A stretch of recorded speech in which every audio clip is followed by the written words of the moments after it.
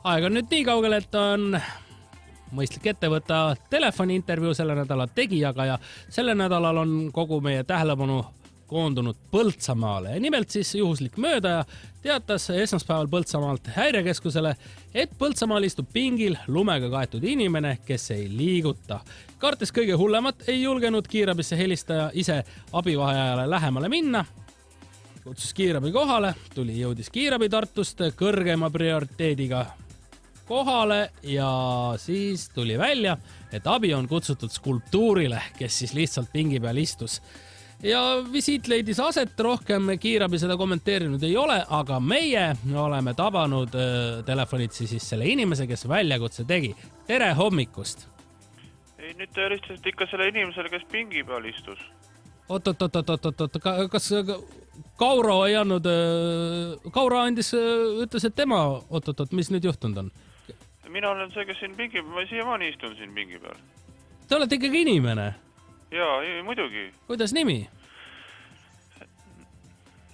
Nanuk Zajets. Nanuk Zajets, väga hea Nanuk Zajets. No Põltsamaa on teada tuntud selliste ägedate kujude poolest. Eks ju, seal on kündjad, külijad ja nüüd ka siis istuja.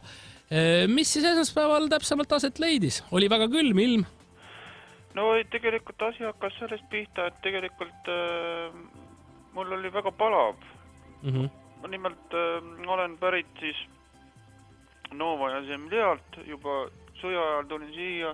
Olete kliimapõgenik? Eestisse ja ma kogemata juhtus selline asi, et ma maksin ära küttearve, aga see kogemata nagu 3 korda, näitas pangaülekannet ei ole läbi läinud.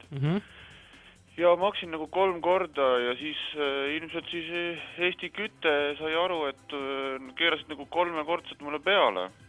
Aga ma olen harjunud külma ilmaga, mul oli väga palav ja läksin õue pingi peal istuma ja hakkas ka lund sadama. Ja sadas lumi peale ja väga hea, mõnus oli olla. Ja tõesti, istusin ja terve öö läbi ei tahtnud kohe, külm võtab selle une ka ära, istun vaikselt pingil ja väga hea, mõnus oli istuda, kui mingi hetk hakkasid ja siis vilkuritega autod ründama mind ja mingi inimene karjus ja... Aga te olete ju tegelikult ju kuju. Ei ole, ma olen nüüd tükk aega juba istunud siin, et inimesed arvavadki, ma olen kuju, aga ma ei leia kohta ühiskonnas ja ma mõtlesin, et siin pingi peal, mõtlen elu üle järgi. No aga tulid kiirabi kohale, tulid teie juurde, nad veendusid, et teiega on kõik hästi ja läksid ära. Kas see oli niimoodi siis või? Ma ei pane teile praegu sõnu suhu, aga ma tahan, et te ise oma suuga seda väidaks. Ei, ma hakkasin teie sõnade peale praegu mõtlema, et äkki ma tõesti võib-olla olen see kuju hoopiski.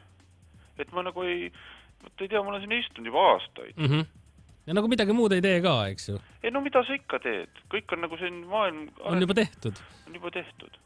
Jah, aga kas kiirabi teiega midagi võttis ette ka?